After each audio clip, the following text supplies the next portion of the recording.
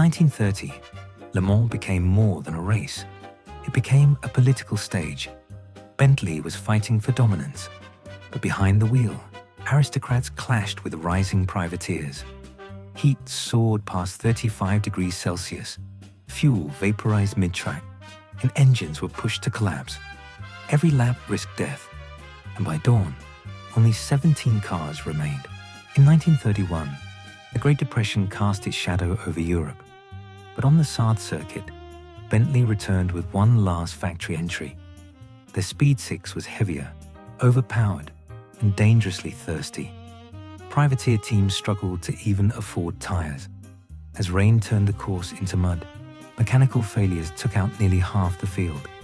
Yet one car kept moving, calm, controlled, relentless. At the end of 24 hours, it wasn't chaos that won.